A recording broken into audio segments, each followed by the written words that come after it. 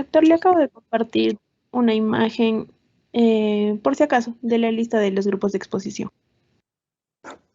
No, pero si ya me lo has mandado, no lo he visto todavía, Alessandra, pero si lo has mandado ahí lo bajo y lo imprimo para tener la lista de la relación.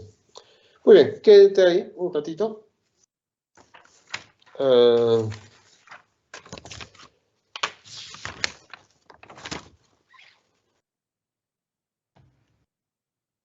Ay, Jairo, ¿estás ahí o no te me vas a escapar como la vez pasada? Doctor, buenas. ¿Se me ve, doctor? Sí, medio oscuro porque estás contra luz, pero sí se te ve. A ver, Jairo, ¿te has leído sobre adaptación respiratoria? ¿Cómo se produce la adaptación respiratoria? Bueno, la adaptación respiratoria del recién nacido, doctor, va a ser un proceso de, bueno, una fase de cambios y procesos que va a ir ocurriendo a nivel de que vaya, por ejemplo, el recién nacido o en la parte embrionaria, ¿no? Primero ahí vamos a ver que la parte de respiración va a estar básicamente apoyado o asistido por parte de la madre, y tiene que ver ahí el líquido amniótico, y también vamos a ver que posteriormente a esto, una vez que nazca el recién nacido, también va a sufrir una serie de cambios, y lo que va a hacer ahí con la primera respiración va a, bueno, ya va a dejar esa parte asistida por parte de la madre, ¿no? Y él ya va a empezar ya a depender la respiración por sí mismo. ¿Has leído o no? Sí, doctor, he estado, bueno, lo he leído de manera superficial.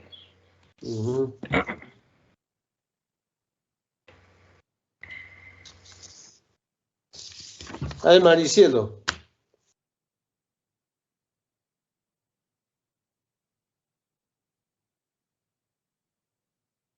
Doctor, buenas tardes.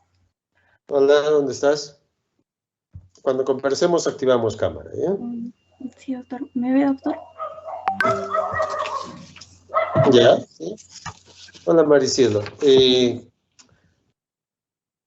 ¿Cuál es la saturación del feto? O sea, ¿con qué cantidad de oxígeno vive el feto? Doctor, el feto está en un estado hipoxémico en el vientre de la madre. Está menor de 60. ¿Ya? ¿Y después del nacimiento? Después del nacimiento, el feto empieza un proceso de adaptación, donde empieza a incrementar hasta llegar a valores normales. ¿Ya? ¿Cuáles son los valores normales? Está entre 80 y 100. Doctor, no sé si me está viendo, no sé si mi cámara funciona. No, no funciona. Ahora, doctor. Ahora sí. Allá. Ok, cierto, ¿no? Está alrededor del 58-60% de oxígeno. Y después del nacimiento, pues, comienza a aumentar la saturación de oxígeno o la presión parcial de oxígeno arterial. Y sube gradualmente. Ese proceso, pues, te dura unos 10 minutos aproximadamente para llegar a un 94, ¿no? Sí, permítanme, voy a poner el cable mejor a la computadora.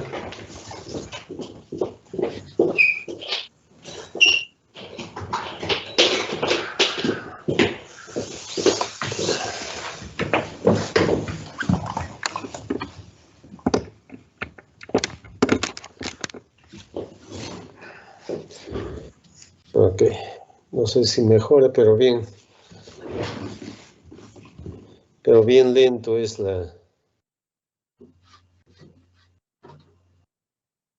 Ahora sí. Muy bien.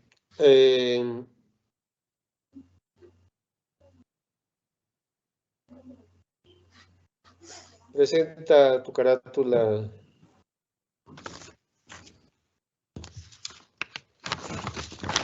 Va a empezar Gustavo y después Johan, ¿no? Listo, doctor. ¿Se me escucha? Espera, lo que le decía, voy a grabar.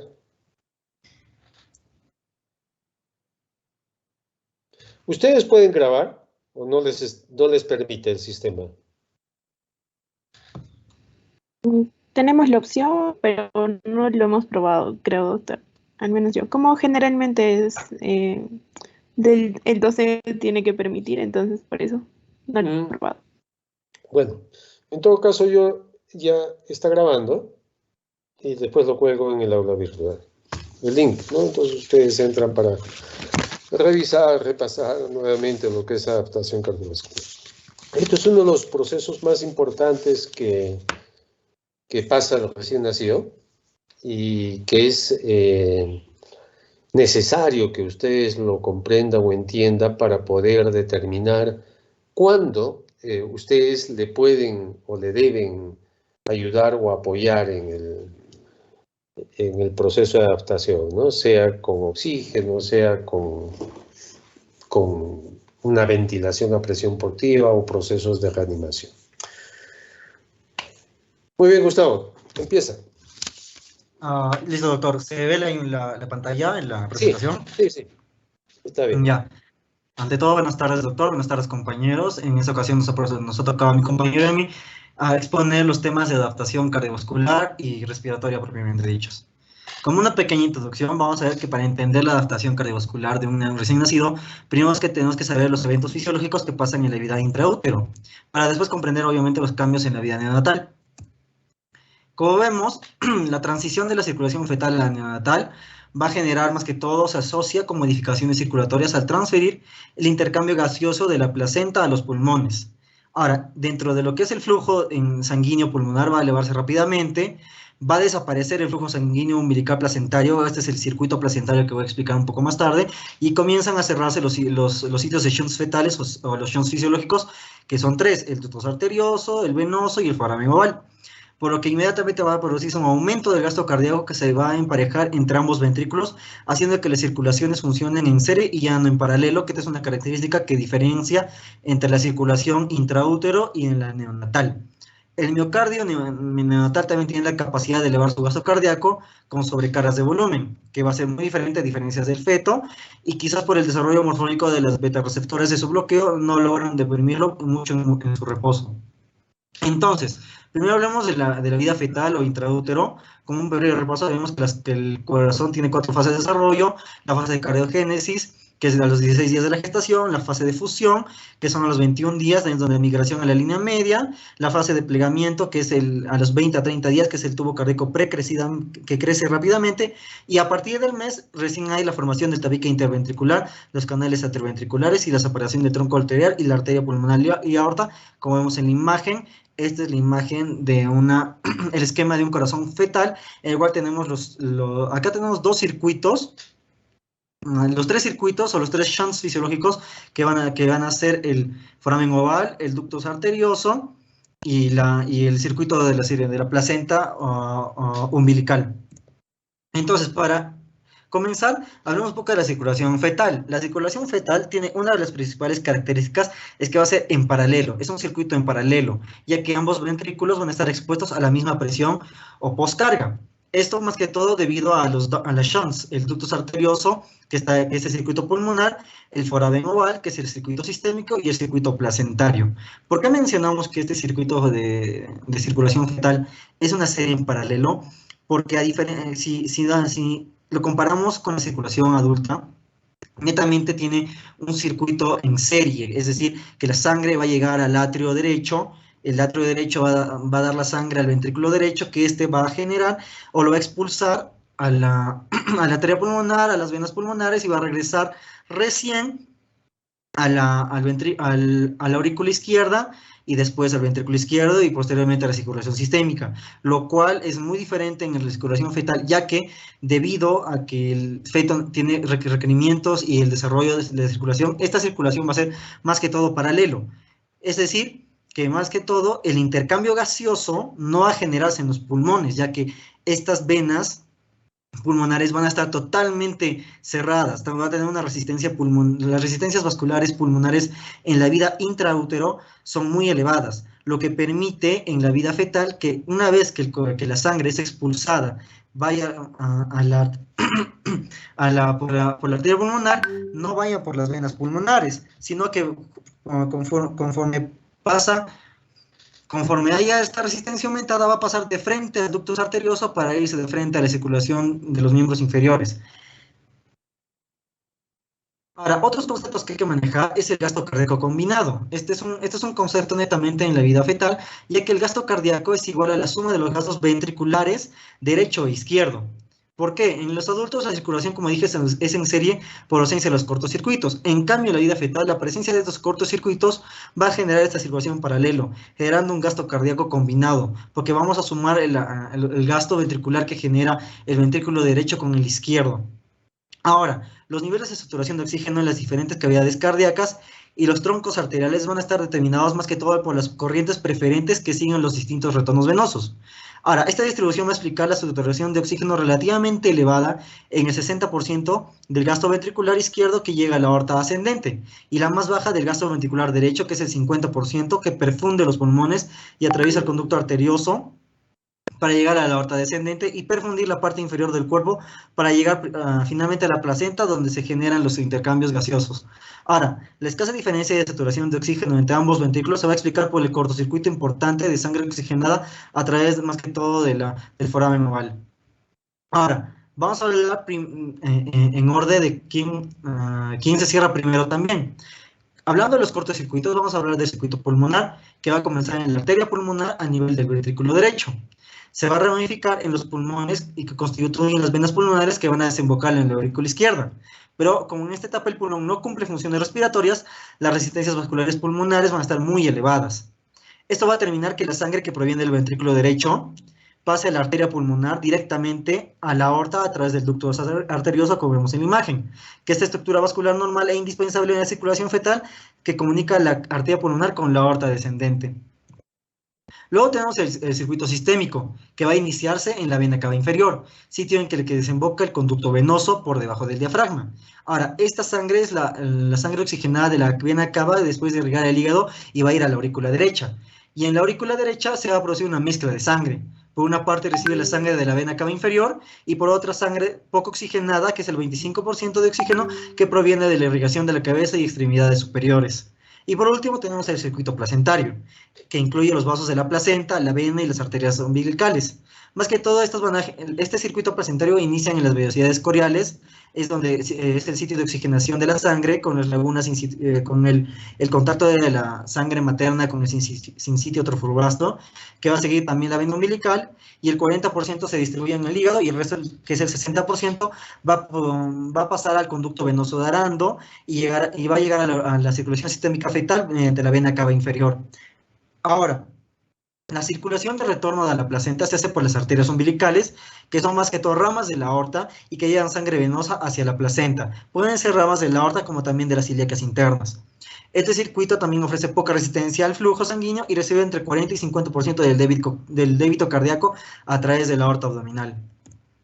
Como vemos en esta imagen, tenemos acá lo que es la distribución de los tres circuitos o shunts fisiológicos y abajo tenemos también el alto nivel de oxígeno en colores, entre azul hasta rojo, que es más que todo lo que menciona la cantidad de oxígeno que maneja la sangre. Por ejemplo, la vena umbilical, que es una sola que va a llegar que llega desde la placenta, que es el circuito placentario umbilical, va a tener un alto nivel de oxígeno. En cambio, a diferencia entre que es la vena cava inferior y la vena cava superior, que van a mantener un nivel muy bajo de oxígeno. Y entre un nivel moderado de oxígeno tenemos más que todo a la aorta descendente.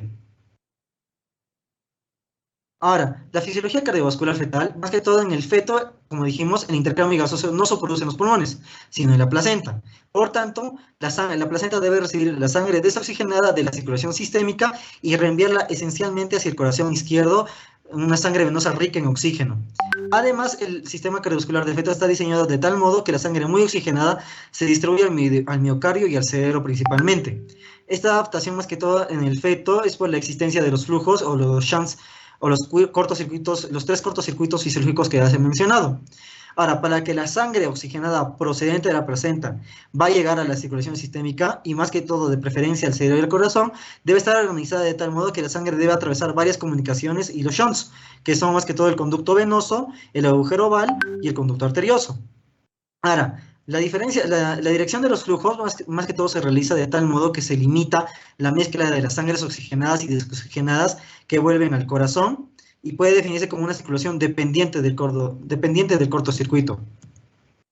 Acá tenemos un esquema en el cual vamos a tener la representación de la circulación fetal y también con los valores de saturación de oxígeno. Como vimos en la imagen anterior, la arteria y los vasos umbilicales son los que constituyen el sistema placentario. Ahí también tenemos la presentación del conducto arterioso, que luego voy a explicar en la vida postnatal o en la neonatal cómo se cierran estos shunts fisiológicos. Mencionar que, como vemos en el esquema, la vena cava inferior va a tener dos tipos de flujos. ¿A qué me refiero? Cuando sube la vena cava inferior va a transportar sangre desoxigenada, pero de ahí va a venir más que todo el conducto venoso, que son la parte de la vena umbilical, que va a transportar la sangre oxigenada. Entonces va a haber acá una mezcla de los flujos, de la sangre oxigenada con la desoxigenada. Esta va a respetarse básicamente hasta subir hasta el atrio derecho, en el cual el flujo que está precedente del conducto venoso, que es la sangre rica en oxígeno, va a ser la que predominantemente va a pasar de la aurícula derecha a la aurícula izquierda. Es una sangre rica en oxígeno, es decir, que esta va a pasar de frente al atrio izquierdo, en el cual va a pasar de frente a la aorta descendente, que va a bajar a irrigar las partes inferiores del cuerpo. En cambio, la sangre venosa procedente o el flujo venoso procedente de la cava inferior no va a irse directamente por el agujero oval, sino que va a irse al ventrículo izquierdo y después va a ser botado hacia la arteria pulmonar, que va a haber un cambio. Como vimos en el conducto arterioso, va a haber ahí también un cambio o un contacto de la sangre oxigenada y desoxigenada precedente, más que todo de este shunt fisiológico, lo que genera también la irrigación de la parte superior del cuerpo. Ahora, hablando del volumen sanguíneo en el circuito umbilical, vamos a ver que se estima que es un 10 al 12% del peso del cuerpo, en comparación al 8% que es del adulto. Esta diferencia se debe a una fracción importante, más que todo, del volumen sanguíneo contenido en la placenta. Y más que todo, esta fracción va a disminuir con las semanas de amenorrea. Ahora, el volumen sanguíneo estimado contenido en el cuerpo fetal sería más que todo entre unos 80 mililitros por kilogramo. Ahora, el flujo sanguíneo venoso umbilical, más que todo, se mide en mililitros por minuto y aumenta más que todo de forma exponencial con las semanas de amenorrea durante la segunda mitad de gestación, y va a tener un enlentecimiento al final de la gestación. Ahora, la proporción del gasto cardíaco combinado distribuida a la placenta varía con las semanas de amenorrea, con un aumento durante la primera parte de la gestación, llegando más que todo a un 30% entre la 20 y la 30 semana, y según una disminución del 20% durante el último trimestre. El flujo sanguíneo arterial umbilical, más que todo, tiene una presión arterial media en el feto humano de unos 15 milímetros de mercurio hacia la semana 21 de gestación. Ahora, las presiones intraventriculares del feto humano siguen un aumento más que todo de las presiones sistólicas, que van entre 20 milímetros de mercurio entre las 16 semanas y va a aumentar hasta un máximo de 40 milímetros de mercurio a la semana 28 de gestación, y no va a haber diferencias entre los dos ventrículos derecho e izquierdo. La presión media en la aorta va a aumentar de 21 a 45 milímetros de mercurio en el bebé a término. Ahora, los latidos arteriales umbilicales más que todo se van a registrar en los registros Doppler de las velocidades de flujo. Más que todo, son prácticas corrientes durante la vigilancia de las gestaciones. Y el aumento de la impedancia, que es la resistencia a nivel de las arterias umbilicales, se manifiesta más que todo por una disminución o incluso una ausencia o una inversión del flujo diastólico en las formas más graves. El retorno venoso, más que todo de la circulación intrauterina fetal antes del parto, tiene un volumen equivalente y que vuelve al corazón por la vena umbilical. Más que todo, la sangre venosa umbilical es la que tiene una saturación más elevada de oxígeno, y su distribución es muy importante, ya que esto va a terminar la oxigenación fetal. Ahora, la sangre venosa umbilical llega al conducto venoso, como mencionó, que conecta la vena umbilical a la vena cava inferior. Alrededor del 30% de este flujo venoso umbilical pasa más que todo al conducto venoso en el segundo trimestre, cifra que va a disminuir un 20% durante el tercer trimestre. El resto de la sangre venosa umbilical va a penetrar en los sistemas hepáticos y porta y el flujo sanguíneo por la vena cava inferior de torácica, que supone el 70% del retorno venoso cardíaco. Como vemos otra vez en la imagen, en el esquema que se les explicó, vemos que la vena umbilical va a estar conectada a la vena cava inferior con el conducto venoso, que ese también va a irrigar un poco al hígado, y recién van a volver las dos circulaciones por la vena cava inferior al atrio derecho. Ahora, en total, el 40% de la sangre que regresa al corazón por la vena cava inferior se dirige, como dije, a través del agujero oval hacia la aurícula de la izquierda, y el 60% restante va a penetrar al ventrículo derecho a través de la válvula tricúspide, como vemos en esta imagen. Esta es una imagen de la distribución del flujo venoso umbilical a través del conducto. Vemos acá, más que todo, vemos la arteria pulmonar, la aorta, la aurícula derecha, la aurícula izquierda.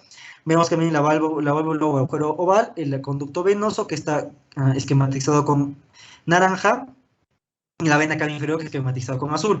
Vemos que los flujos van a ser directamente distribuidos dependiendo más que todo del tipo de flujo que vaya por la vena cava inferior, si es netamente de la vena cava o si es del conducto venoso, que es la sangre oxigenada.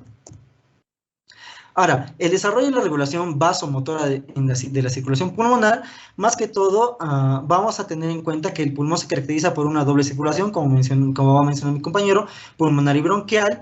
Las arterias intraacinales se van a desarrollar entre la semana 10 a 40 de la gestación. Las venas, más que todo, se originan de la aurícula izquierda y su desarrollo es paralelo a de las arterias pulmonares. Ahora, en temas de tamaño o diámetro de las arterias pulmonares más grandes, o sea, de más de 1.700 milímetros de diámetro, son las elásticas. Las que están entre 180 y 1700 milímetros son musculares. Las que son menores de 180 a 100 milímetros solo tienen una capa circular muscular. Y las que son de menor diámetro, menores a 100, no son musculares. En el feto, las arterias pulmonares no son musculares a partir de los bronquiolos respiratorios. Ahora, las modificaciones de las resistencias vasculares pulmonares durante la vida fetal y al nacer. En la vida fetal, que tenemos en el cuadro de la izquierda, las resistencias vasculares pulmonares van a modificarse durante la gestación. Tenemos tres fases: la fase ductal, la etapa vascular y durante la fase alveolar. En la fase ductal, en el desarrollo pulmonar, solo tenemos que saber que las resistencias vasculares pulmonares son muy elevadas, debido a una escasa densidad de vascularización. En la etapa saccular, en cambio, hay aparición de los grandes tabiques intersaculares, los que van a tener la doble red vascular. Y va a haber un aumento de la densidad vascular, pero van a inducir una poca disminución de la resistencia, pero esta resistencia va a mantenerse elevada. En cambio, en la fase alveolar, a pesar de que las arterias están incrementándose de una manera exponencial, en número de arterias pulmonares de pequeño calibre, igual las resistencias vasculares pulmonares se mantienen muy elevadas debido a la vasoconstricción activa. En cambio, al nacer, la aireación de los pulmones va a reducir estas resistencias vasculares pulmonares. El modo de parto influye mucho en las modificaciones de las resistencias vasculares pulmonares. Por ejemplo, en un parto vaginal se asocia a una reducción muy rápida y normal de las resistencias vasculares pulmonares, mientras que en un parto por cesárea programada retarda mucho la disminución de estas resistencias vasculares. Ahora, ya que sabemos cómo se comporta la circulación fetal, en el periodo neonatal va a haber un cambio, una adaptación importante. Más que todo tenemos que saber que la volemia en un recién nacido término es de 85 mililitros por kilogramo y que va a permitir una irrigación cerebral normal. Más que todo las túnicas íntimas y media de los vasos sanguíneos están bien desarrolladas. Esto es importante porque de ahí va a venir más que todo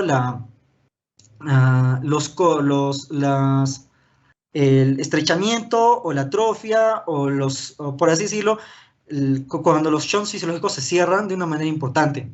Más que todo esto también aparte van a generar en los vasos o van a determinar su indemnidad y su impermeabilidad. Además más que todo de contribuir a la autorregulación frente a cambios bruscos de presión. Ahora, tenemos que tener en cuenta que en el tono vasomotor va a ser regulado por el oxígeno, el vasoconstrictor, y las prostaglandinas, más que todo la I2 y la E2, que son las vasodilatadoras.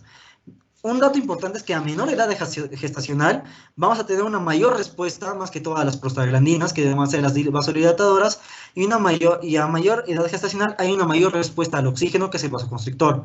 Así que, por esta lógica, tenemos que entender que en el recién nacido término, los vasos sanguíneos son muy sensibles o más sensibles al efecto vasoconstrictor del oxígeno y menos sensibles al efecto vasodilatador de las prostaglandinas y el óxido nítrico. Entonces, al inicio de la respiración, ¿qué es el primer shunt que se va a cerrar en orden? Va a ser el foramen oval. Entonces, aumenta la presión de oxígeno, más que todo a nivel circulatorio, y va a disminuir la presión de CO2. Va a aumentar el pH y los vasos pulmonares se van a distender. Va a haber una disminución de las resistencias vasculares pulmonares por debajo de la resistencia vascular sistémica. Ahora, a ver, a esta inversión de las presiones se va a producir un cierre primero mecánico del foramen oval y deja de pasar sangre de la aurícula derecha a la izquierda. Pero esta oclusión no es inmediata, puede persistir en un mínimo de 24 horas hasta las 48 horas, que no se manifiesta clínicamente, pero es audible a la auscultación como un pequeño soplo. Ahora, el cierre definitivo va a ocurrir dentro de varios meses, hasta unos 6 meses. En esta fase de transición también hay un aumento considerable de la carga volumétrica al ventrículo izquierdo a causa del gran ingreso a ese nivel de retorno de las venas pulmonares. Ahora, como mencioné, en el cierre del foramen oval tenemos dos tipos de cierres, el cierre funcional y el cierre anatómico. El cierre funcional se va a producir a las primeras horas de vida neonatal por disminución del retorno venoso y la consecuente disminución de las presiones de la aurícula derecha. Igualmente va a haber un aumento en el flujo pulmonar con un aumento de la presión de la aurícula izquierda. Así va a haber una mayor presión en la aurícula izquierda respecto a la aurícula derecha. Esto va a generar una presión, esto se va a añadir también la presión negativa de la presión intratorácica, y esto va a generar un cierre funcional del foramen oval. Incluso en las primeras horas puede haber un cortocircuito de izquierda a derecha por mayor presión más que todo de la aurícula izquierda.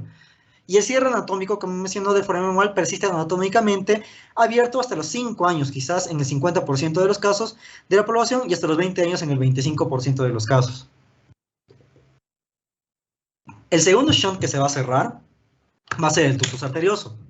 El ductus arterioso, al igual que el foramen oval, va a tener dos tipos de cierres, el funcional y el anatómico. El funcional va a cerrar a las 48 horas de vida postnatal por constricción secundaria al aumento de la presión de oxígeno, que sabemos que es el vasoconstrictor, y una disminución de los vasodilatadores. Va a haber un aumento de la resistencia vascular sistémica y una disminución de la resistencia vascular pulmonar. Ahora, ¿cómo es que se cierra este ductus? Por la acción del vasoconstrictor va a generar que el músculo liso de esta arteria se esté contrayendo constantemente, lo que genera una hipoxia, y conforme pase el tiempo va a haber atrofia de estas capas del ductus arterioso, lo que genera la atrofia y por consecuencia el cerrado de este ductus. Como dije, el incremento de la efectividad del oxígeno en el ductus se debe a la alteración del desarrollo de la sensibilidad del vaso a los vasodilatadores producidos localmente. Ahora, el cierre anatómico o permanente del ductus se va a producir entre el primer y tercer vida de vida postnatal por la hipoxia tisular que mencioné, derivada de la constricción mantenida que provoca el daño endotelial, desintegración y atrofia de la parte interna muscular media con fibrosis, fragmentación de la lámina elástica y finalmente oclusión y obliteración por engrosamiento de la íntima. Y por último, va a haber el cierre de la circulación umbilico-placentaria, que se va a producir más que todo con la ligadura del cordón umbilical en el recién nacido, más que todo excluyendo la placenta de la circulación sistémica. Más que todo sabemos que la placenta es el órgano sumamente vascularizado, con una resistencia vascular disminuida para acomodar más que todo el gran volumen de sangre que va a generar entre el intercambio de la sangre materna y la fetal. Ahora, su exclusión cuando se quita o se cierra este shunt provoca más que todo que la resistencia vascular sistémica del neonato aumente. Va a haber, por consiguiente, un aumento de la presión aórtica a mayores niveles que la presión de la arteria pulmonar. Entonces, igualmente, al ligar el cordón, cesa el flujo de la sangre por el conducto venoso y disminuyendo el retorno venoso por la vena cava inferior al corazón del recién nacido. Como dije, el conducto venoso que une la circulación hepática e intestinal también deja de funcionar después del nacimiento. Como dije, esto pasa por consecuencia de la ligadura del cordón umbilical que va a marcar el cese de este aporte sanguíneo desde la placenta, y por ende la función del hígado de distribuir este flujo desaparece y el conducto deja de ser funcional. El cierre anatómico definitivo de este conducto es hasta el séptimo día de vida. La función cardiovascular del recién nacido se va a caracterizar por una limitación en la fuerza de contracción, en la respuesta al volumen y a las sustancias vasoactivas. Pero, más que todo, el inotropismo positivo, producto del alza de los niveles de catecolaminas después del parto, permite más que todo aumento del volumen sistólico y el gasto cardíaco por aumento del tono y la frecuencia cardíaca. Ahora, datos a recordar por que saqué acá un cuadro de sociología con respecto al sistema cardiovascular del neonato. Tenemos que entender que cuando más temprana sea la edad del paciente pediátrico, más cantidad de agua corporal va a tener, por lo que va a tener más volemia aumentada. En el prematuro, la volemia va a ser de 90 a 100 mililitros por kilogramo, a diferencia de un neonato a término, que es de 85. Ahora, el gasto cardíaco será aproximadamente de 200 a 325 mililitros por kilogramo por minuto, con una reserva miocárdica muy disminuida. Ahora, también nos vamos a encontrar con menor capacidad de aumentar el débito cardíaco y un sistema de transporte de calcio inmaduro. Por ende, en resumen, nos encontramos con un aparato cardiovascular inmaduro e inestable. Ahora, hablando de la presión arterial en un recién nacido va a presentar características que se relacionan directamente con su peso de nacimiento postnatal. Acá tenemos un cuadro que menciona los valores normales de una presión arterial neonatal según el peso nacer. Por ejemplo, en un peso de un recién nacido mayor a 3.000 gramos, su presión va a ser sistólica de 65 a 70, su presión diastólica de 40 a 44 y una presión arterial media de 50 a 53. Ahora, esta es en comparación de un neonato, un recién nacido, que es, digamos, que pesa entre 1 kilo a 2 kilos, que va a ser una presión sistólica de 50, una presión diastólica de 28, con una presión arterial media de 37, lo cual es preocupante porque no va a generar una presión adecuada de los órganos nobles. Y por último, hablamos de la frecuencia cardíaca. La frecuencia cardíaca normal de un recién nacido a término es de 120 a 160 latidos por minuto. Tanto la frecuencia cardíaca media como la variabilidad de la misma se ven afectadas por el estado de vigilia del neonato, que ya mencionamos en la clase pasada, los estadios de adaptación, que esta frecuencia puede elevarse y bajarse dependiendo del estadio, siendo ambas mayores en los estados de mayor actividad y menores irregulares en los estados de mayor tranquilidad. Y hasta los 3 a 6 meses de vida la frecuencia y variabilidad van a aumentar, y la última influenciada por el sistema nervioso autónomo.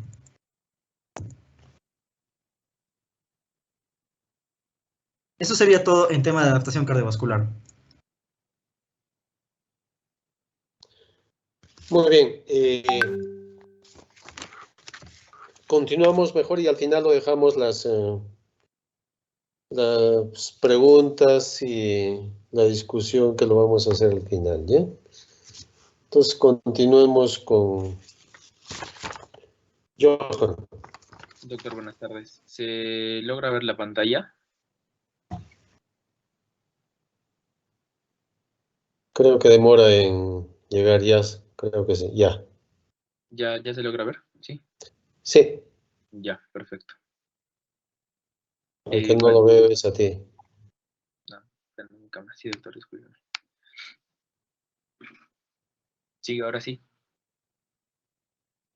Sí. Ya, muchas gracias. Bueno, continuando con el tema, vamos a tocar entonces ahora lo que respecte a adaptación respiratoria, ¿no?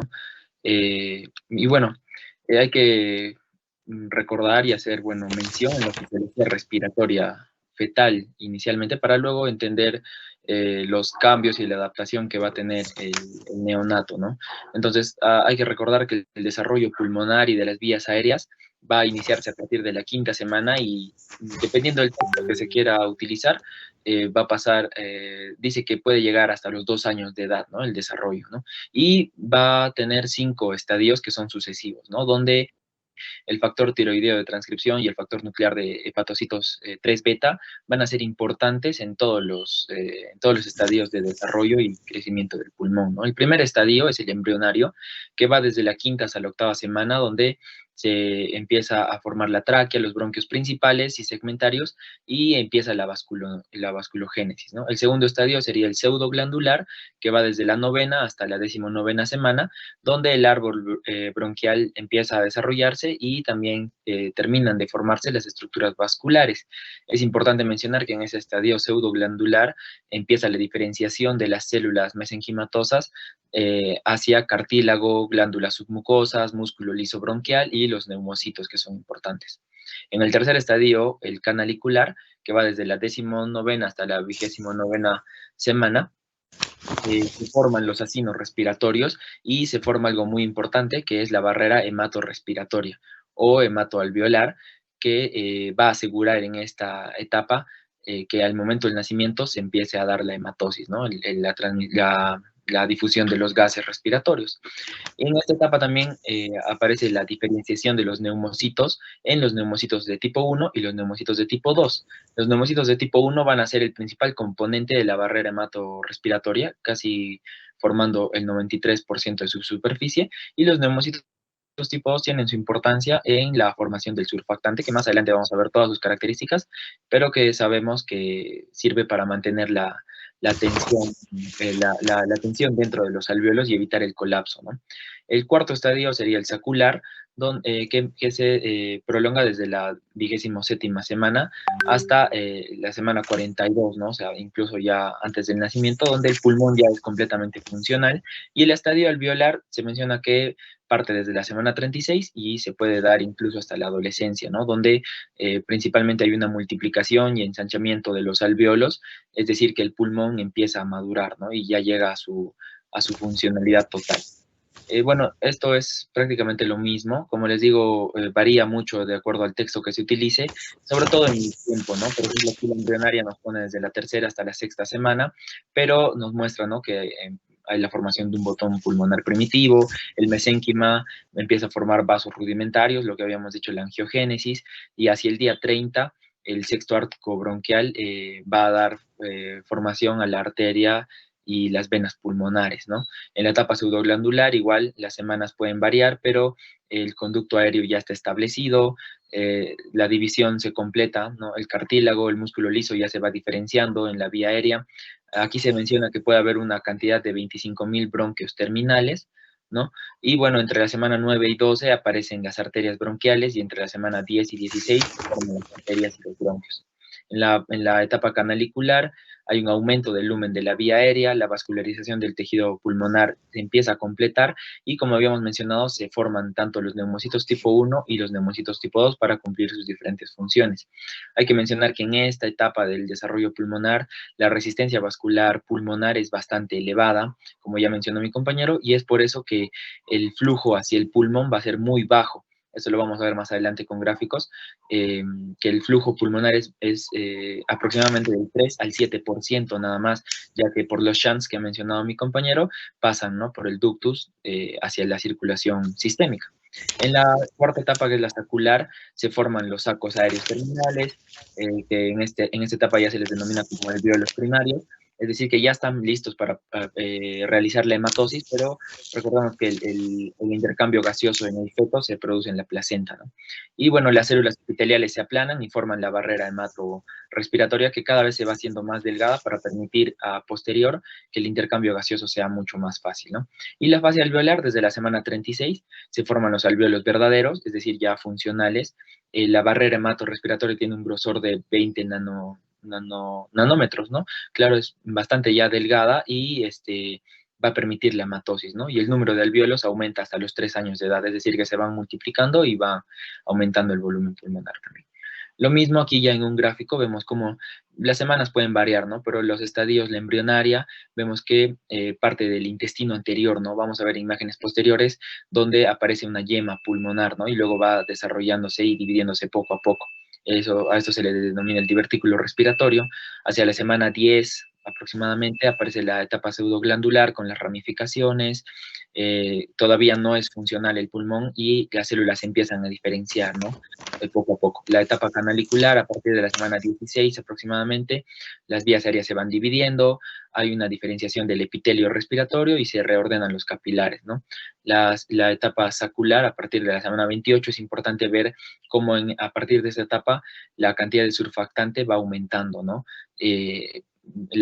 Bueno, lo menciono de una vez, la cantidad de surfactantes empieza a producir desde la semana 20-21, pero tiene valores significativos a partir de la semana 26, y no es hasta la semana 34-35 que la cantidad de surfactante es suficiente como para que el pulmón llegue a funcionar, ¿no? Entonces, a partir de en la etapa sacular ya empieza a haber este fenómeno, ¿no?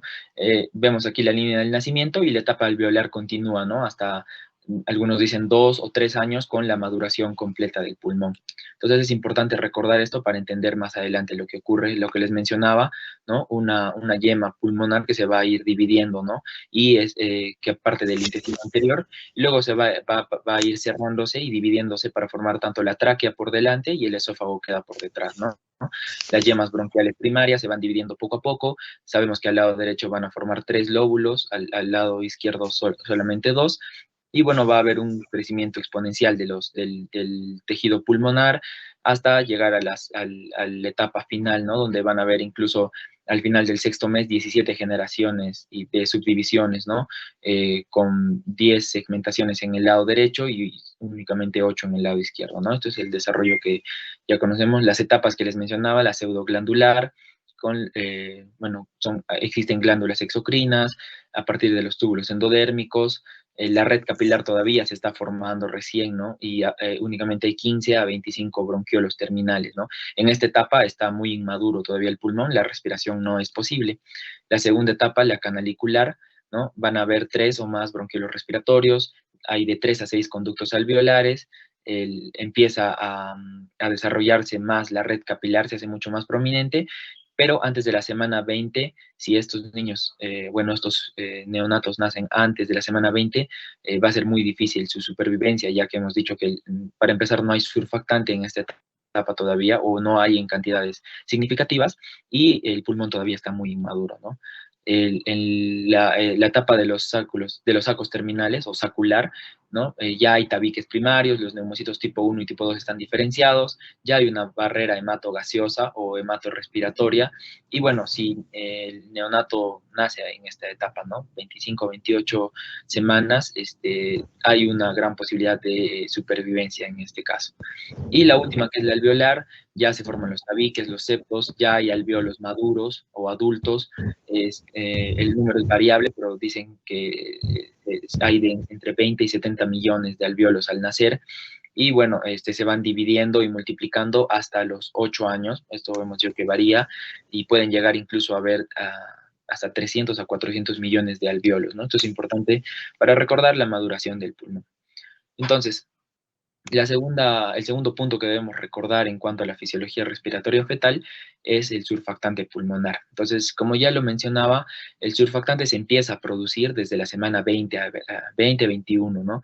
Pero no es detectado sino hasta la semana 26, ¿no? Y la producción importante o significativa de surfactante se va a dar hacia la semana 30. Y la cantidad y calidad del surfactante va a ser adecuada para soportar una respiración a partir de la semana 34 a 35, ¿no? Entonces, vemos que desde la semana 20 ya hay surfactante, pero no es hasta la semana 35 que el pulmón puede ser funcional, ¿no? Digámoslo así. Es decir, entonces, que las cantidades de surfactante van a ser suficientes únicamente al final del embarazo. Es por eso que los prematuros o los neonatos pretérmino van a tener dificultades principalmente con el surfactante, ¿no? El surfactante está formado por una combinación de fosfolípidos y proteínas del surfactante que van desde la A hasta la D, que vamos a ver más adelante para qué sirve cada una, pero la función en general de todo el surfactante es mantener la tensión superficial del alveolo, tanto en inspiración como, y sobre todo en expiración, para que este alveolo no colapse, ¿no? Durante la expiración. Y también va a tener una función inmunológica y antimicrobiana. Y bueno, un dato importante es que la concentración mínima necesaria de surfactante en el líquido pulmonar para que funcione es aproximadamente de 3 miligramos por mililitro, ¿no? Un dato relevante. Entonces, les mencionaba que el surfactante está conformado por fosfolípidos y por proteínas del surfactante, ¿no? Que van desde la A hasta la D, cada una con diferentes características. Por ejemplo, la A es hidrófila, mantiene la mielina tubular, que también es un componente importante, forma la capa del surfactante, es decir, que permite que los fosfolípidos se agreguen, y habíamos visto que un componente muy importante del surfactante es el fosfolípido, entonces va a permitir que, en pocas palabras, se forme el surfactante, y estimula la inmunidad local. El surfactante hemos visto que tiene una actividad y una función inmunológica que está a cargo de esta proteína que estimula a los macrófagos para que comiencen la fagocitosis. La proteína del surfactante B es hidrófoba y permite la expansión del surfactante en forma de monocapa homogénea que le va a dar esta característica tensoactiva, ¿no? Y además estimula a la producción de la proteína C del surfactante.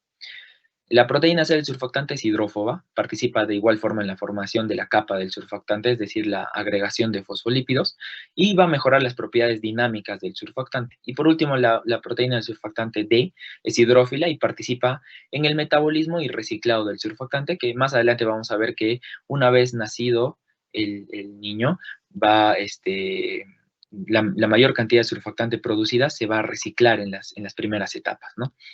Entonces, vemos también que el surfactante va a tener ciertos estímulos para su producción.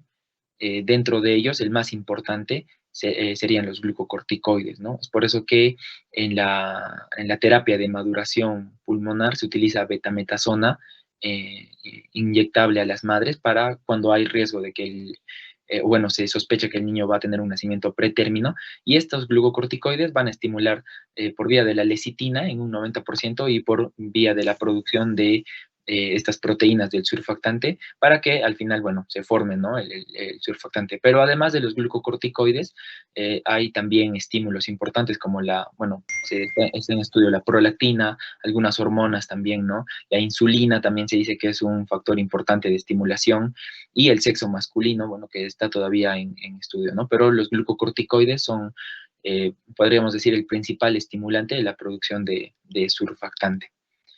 La regulación de la maduración pulmonar también es un punto importante. Va a tener una regulación tanto por factores hormonales como por factores mecánicos. Dentro de los factores hormonales, en este caso, vemos nuevamente a los glucocorticoides, que son muy importantes y participan en la maduración pulmonar en las últimas semanas del embarazo. La corticoterapia prenatal, que era lo que les mencionaba, la terapia de maduración, se le da a la madre, ¿no?, glucocorticoides 48 horas antes, en una dosis aproximadamente de 12 miligramos al día, ¿no? Y esto va a estimular a una mayor producción de surfactante en el feto y a una mayor reabsorción de líquido pulmonar, que vamos a ver que es un proceso muy importante, vital en la adaptación del neonato, ¿no? Y la exposición, esto lo menciono porque esta terapia es corta, ¿no? 48 horas antes, pero una exposición prolongada y repetida del glucocorticoides va a tener ya también un efecto deleterio, ¿no? Va a reducir el crecimiento pulmonar, va a producir defectos de la tabicación y va a haber menor número de alvéolos. Entonces, así como los glucocorticoides son beneficiosos, también pueden tener un efecto perjudicial, ¿no?, en los neonatos, en los fetos. Y por otro lado están las hormonas tiroideas, que también participan en la maduración y crecimiento pulmonar, en la formación de los septos, en la producción de surfactante y en la reabsorción de líquido pulmonar en la etapa del periparto, ¿no? Y principalmente activadas o estimuladas por factores adrenérgicos, ¿no? La noradrenalina o la adrenalina también. Y los factores mecánicos de la regulación de la maduración pulmonar van a ser 3, ¿no? Secreción de líquido pulmonar, los movimientos respiratorios y el peristaltismo bronquial, ¿no? La secreción de líquido pulmonar en el neonato produce una sobrepresión, ¿no? Vamos a ver más adelante que el líquido pulmonar va a producir podríamos decir, un estiramiento de las vías respiratorias y los alvéolos para que estos puedan seguir desarrollándose cuando todavía se está en la etapa fetal, ¿no? Y va a permitir que el tejido pulmonar esté en estiramiento relativo para su crecimiento y desarrollo. Los movimientos respiratorios son importantes porque van a producir variaciones de presión y volumen en el líquido intrapulmonar. Estos movimientos respiratorios se dan en periodos cíclicos y van a producir un estiramiento, lo que favorece también el crecimiento y la diferenciación. Y por último, el peristaltismo bronquial. Sabemos que los bronquios, ¿no?, tienen músculo liso, y este músculo liso peribronquial va de igual forma a producir variaciones de presión, lo que va a producir un estiramiento y relajación en las yemas bronquiales que están en desarrollo y va a permitir que éstas puedan crecer y seguir desarrollándose. Entonces, el líquido pulmonar, habíamos visto que, el pulmón comienza a llenarse de líquido durante la fase canalicular, es decir, la tercera fase, y en esta etapa es la producción entre 4 a 6 ml por kilo de peso, ¿no? Esto también, las cifras puede variar dependiendo de la bibliografía, ¿no? Pero hacia el final del embarazo hay una producción de 20 mililitros por kilo de peso. o de 5 ml por kilo de peso por hora, ¿no? Como les digo, las cifras pueden variar, sin embargo, vemos que hacia el final del embarazo la producción es un poco mayor, ¿no? Y va a estar regulada por catecolaminas y vasopresina, ¿no? Son los principales estimulantes de la producción de líquido pulmonar. La secreción de líquido pulmonar está a cargo del transporte activo de cloro y pasivo de agua y sodio desde el intersticio hacia los conductos respiratorios. Entonces, esto se entiende mejor con este gráfico. Aquí observamos, ¿no? Los cilindros verdes van a ser los conductos de los canales de cloro, mejor dicho, ¿no? Aquí tenemos el intersticio y hacia aquí la luz alveolar. Vemos cómo hay un paso por medio de estos transportadores, es decir, un paso activo facilitado del cloro desde el intersticio, ¿no? Que, bueno, va primero por este cotransportador de cloro, sodio y potasio, entra a la célula desde el intersticio, y el cloro que entra a la célula por medio de estos transportadores de cloro en la superficie apical de la célula va a pasar a la luz alveolar. En cambio, vemos como el sodio y el agua pasan por difusión pasiva, un transporte pasivo, no requieren de ningún cotransportador y ningún facilitador en este caso, ¿no? Entonces, es así como se forma el líquido pulmonar, ¿no? En la etapa fetal. El líquido pulmonar, como hemos visto, va a tener una alta concentración de cloro, pero una reducida concentración de bicarbonato y proteínas. Es importante recordar que tiene poca concentración de proteínas para más adelante ver cómo va a ser esta reabsorción, es decir, el proceso inverso, ¿no? Cuando el neonato nace y se adapta a la vida extrauterina, ¿no? El líquido pulmonar es importante para el crecimiento y el desarrollo pulmonar porque hemos visto que mantiene los alvéolos en un constante estiramiento y esto permite su desarrollo y crecimiento. El volumen del líquido pulmonar comienza a descender 2 a 3 días antes del nacimiento y durante el nacimiento para facilitar también su reabsorción. Más adelante lo vamos a tocar con más detenimiento. Y participa en el proceso de insuflación del pulmón al nacer, es decir que una reducida cantidad de este líquido se queda en el pulmón y coexiste con la primera inspiración y permite que el alvéolo se expanda, ¿no? En la primera inspiración, ¿no? Esto es importante y esta primera inspiración también va a servir para que ese último remanente de líquido pulmonar se termine de reabsorber en la adaptación. Bueno, este gráfico ya lo hemos visto. Esto es prácticamente lo mismo, ¿no? Vemos la diferenciación entre lo que es la etapa fetal y la etapa neonatal. Entonces, lo mismo, ¿no? Aquí vemos de naranja, vemos el cotransportador de cloro, sodio y potasio que mete cloro a la célula y este cloro se cotransporta por estas barritas, ¿no? De color morado y pasa por un transporte facilitado desde la célula o desde el intersticio, pasando por la célula hacia el alvéolo, ¿no? Lo mismo pasa, pero sin cotransportador o sin facilitador con el sodio y el agua, ¿no? Que pasan por difusión pasiva. Y este proceso de reabsorción, que lo vamos a ver más adelante, pero no está de más ir adelantando, donde participan canales de sodio que van a tener un flujo inverso, ¿no? Es decir, desde el alvéolo hacia la célula, y luego esta bomba, ¿no? Que todos conocemos, la bomba sodio-potasio ATPasa, que va a ayudar a sacar el sodio y el agua siempre va a seguir al sodio y por ende el líquido va a salir hacia el intersticio, es decir, en sentido inverso, ¿no? Bueno, eso lo vamos a ver más adelante con detenimiento. Los movimientos respiratorios que habíamos visto, que les mencioné, aparecen a partir de la 10ª semana y se dan con una frecuencia de 50 ciclos por minuto, con mencionan algunos que la inspiración dura 0,45 segundos y la expiración un poco más prolongada, 0,75 segundos, pero pueden llegar a tener un periodo de apnea de hasta 2 horas, ¿no? Esto va a ir cambiando, como en esta tabla, en esta tabla lo podemos observar, dependiendo de la semana de gestación en la que se encuentre el feto, va a tener tiempos de respiración. Por ejemplo, en la 10ª semana, cuando recién empieza, el periodo de respiración es de 0,5 horas al día. En cambio, vemos cuando ya está en una etapa óptima, digamos, para su nacimiento de 30 a más semanas, las horas de movimiento respiratorio son de 7 hasta 14 horas del día, ¿no? Esto es importante. Entonces, el control de esta actividad respiratoria va a estar influenciada por, quimiorreceptores periféricos y centrales, neuromoduladores, agentes químicos como los niveles de glicemia, conducta, sobre todo el sueño REM y el sueño no REM, y los reflejos pulmonares y también los reflejos del diafragma. La función de estos movimientos respiratorios fetales es estimular el crecimiento y la maduración pulmonar.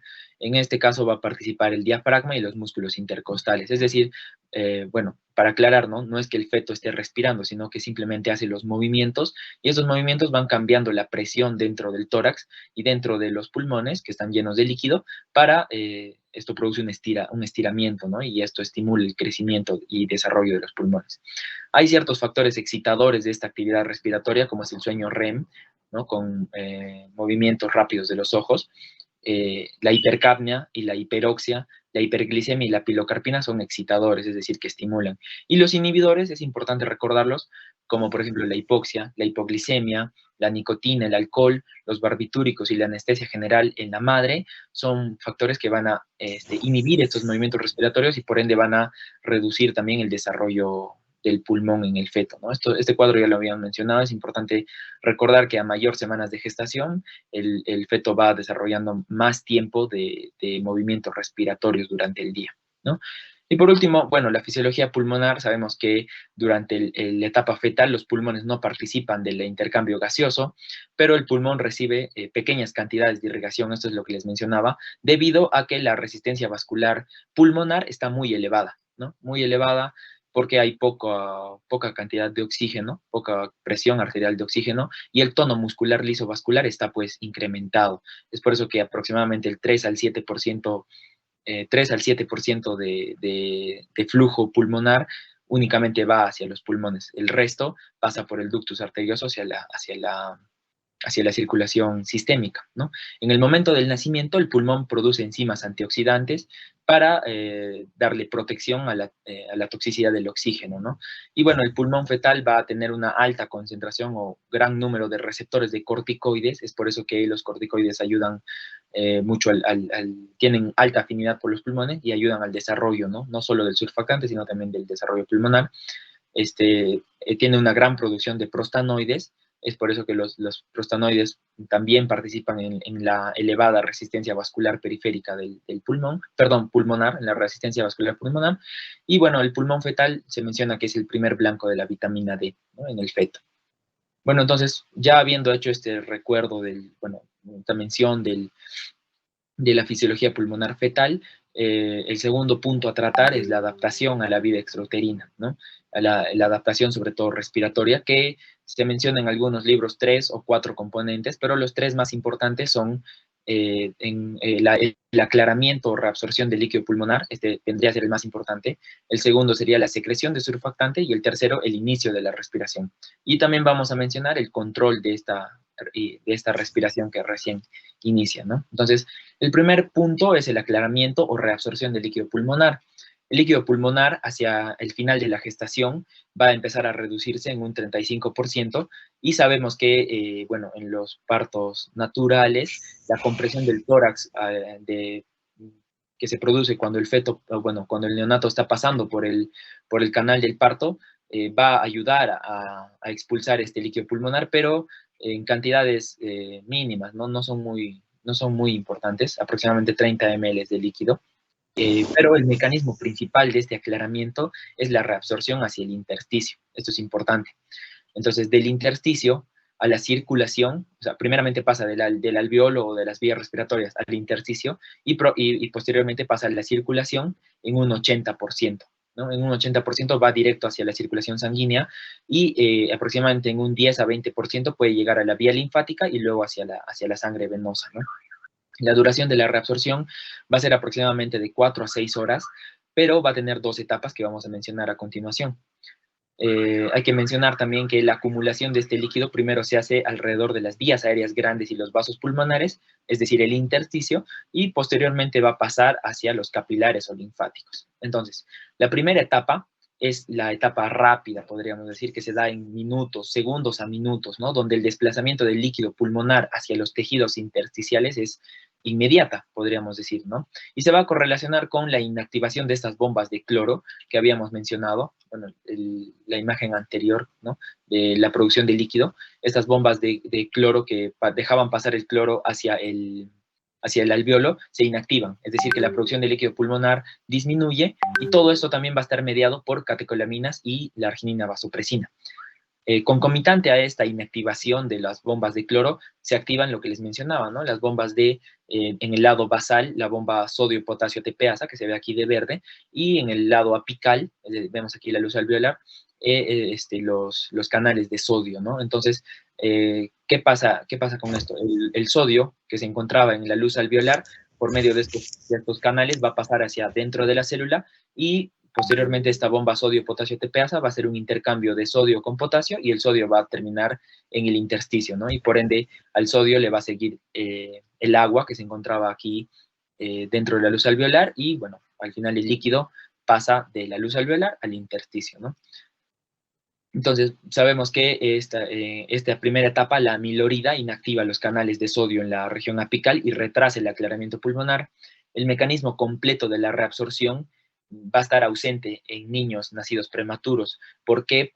Recordemos que el líquido pulmonar tenía una baja concentración de proteínas. Esto va a ser importante para la presión oncótica, pero en los niños prematuros también hay una hipoproteinemia plasmática. Entonces, si hay hipoproteinemia en el líquido pulmonar e hipoproteinemia en el plasma, las presiones oncóticas no van a permitir que haya una reabsorción. Entonces, es por eso que en los niños prematuros este mecanismo está incompleto todavía. Los niños nacidos a término van a tener un aclaramiento del líquido pulmonar en segundos a minutos y esto va a permitir que el pulmón se limpie o se aclare, en otras palabras, y va a permitir el intercambio gaseoso de forma inmediata, ¿no? La actividad respiratoria, es decir, la primera inspiración, la primera aireación del pulmón, va a producir un aumento de la capacidad residual pulmonar, es decir, que con cada inspiración el pulmón va a terminar, o con cada respiración, perdón, va a quedar un remanente de aire dentro del pulmón cada vez más grande, ¿no? Entonces, la velocidad del aclaramiento, que es aproximadamente de 5 a 10 ml por kilo por segundo, va a ser mayor que la velocidad del aclaramiento si solo participarían los canales. Es decir, que esta primera, bueno, me explico, esta primera inspiración va a ayudar a que la velocidad de aclaramiento aumente, esta primera inspiración, ¿no? Y bueno, también va a producir esta primera inspiración, va a producir presiones negativas transpulmonares que van a aumentar el paso del líquido del intersticio del líquido al intersticio, ¿no? Durante la inspiración. En otras palabras, las primeras inspiraciones del neonato ayudan a que se reabsorba de forma más rápida el líquido pulmonar, ¿no? Y bueno, este líquido acumulado en el intersticio va a producir un aumento de la presión intraparenquimatosa y por ende el pulmón va a tener un volumen mayor, ¿no? En esta primera etapa porque el líquido se está acumulando en el intersticio. Entonces eso es lo que les mencionaba, cómo el sodio pasa, ¿no? En sentido inverso, ya no de la luz alveolar al intersticio, ¿no? Lo mismo aquí, esta figura A sería la primera que acabamos de mencionar, cómo el líquido desde el alveolo pasa al intersticio, y la segunda etapa ya les voy adelantando, que es desde el intersticio hacia los capilares o hacia la linfa, ¿no? Este gráfico ya lo hemos visto, nos vamos a centrar en esta parte donde el líquido pasa por medio de estos canales de sodio que son apicales hacia la célula y posteriormente por la bomba sodio-potasio TPasa hacia el intersticio en la primera etapa. En la segunda etapa va a pasar desde el intersticio hacia, ya sea la sangre directamente hacia los capilares o hacia la linfa para posteriormente pasar hacia la sangre venosa, ¿no? Entonces, esa es la segunda etapa, es el desplazamiento desde el intersticio hacia la sangre o hacia los linfáticos. Esta dura un poco más, de 4 a 6 horas.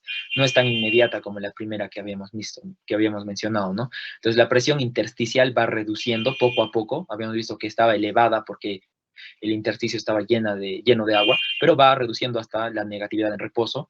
En este caso, la presión oncótica que les mencionaba es importante porque la presión oncótica vascular, que es aproximadamente de 30, es mayor que la presión oncótica intersticial y eso produce un gradiente hacia la sangre y produce la reabsorción vascular.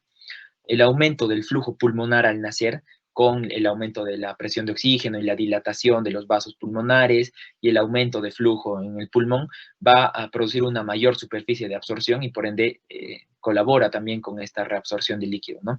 Y la reducción de presión arterial pulmonar va a llevar a que haya menos presión hidrostática vascular y por ende va a permitir el ingreso de este líquido hacia la vasculatura, hacia los capilares, ¿no? Entonces participa tanto las presiones oncóticas como la reducción de la resistencia vascular pulmonar, y la mayor superficie de absorción, todo esto conlleva a que hay una reabsorción vascular, ¿no? Entonces, con todo esto, a tener en cuenta, durante la primera etapa, el intercambio gaseoso todavía está inexistente.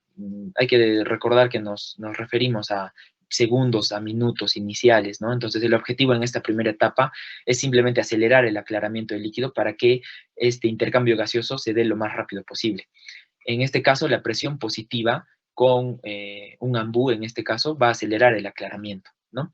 Y durante la segunda etapa, el intercambio gaseoso ya se hace eficaz. El objetivo en esta etapa es sostener la ventilación alveolar, porque ya hay intercambio gaseoso, y evitar que el líquido que se había pasado al intersticio vuelva hacia el alveolo, ¿no? Y en esto se puede conseguir también con presión positiva, pero en este caso continua, lo que se conoce como el CPAP, ¿no?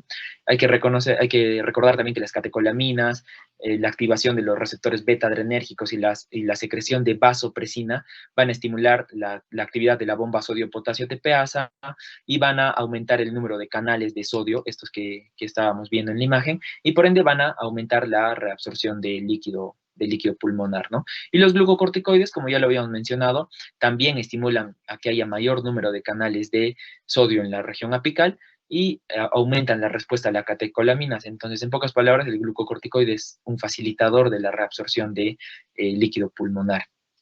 Hay situaciones en las que el aclarado del líquido pulmonar se retrasa, como por ejemplo, ya lo habíamos mencionado, la prematuridad, la extracción por cesárea, porque aquí también se pierde ese mecanismo del paso por el canal del parto, el aporte excesivo de fluidos endovenosos a la madre y la depresión neonatal por fármacos son factores que disminuyen este aclarado, que es un paso vital muy importante en la adaptación. Y bueno, si se da estos factores, se puede llegar a producir la taquipnea transitoria del recién nacido, el síndrome con retención de líquido pulmonar o el pulmón húmedo, ¿no? Que son alteraciones o patologías ya que se producen por la alteración de la reabsorción de este líquido pulmonar.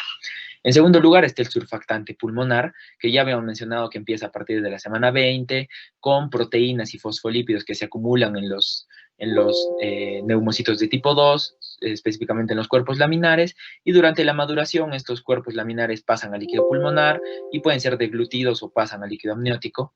Este neumocito tipo 2 del feto a término tiene una concentración de surfactante muy elevada, incluso mayor que la del pulmón adulto, y es por eso que se dice que tiene una reserva de surfactante, la cual se va a secretar durante el nacimiento para que con las primeras inspiraciones estos alvéolos no colapsen y, bueno, se pueda dar un proceso de inspiración-expiración normal, ¿no?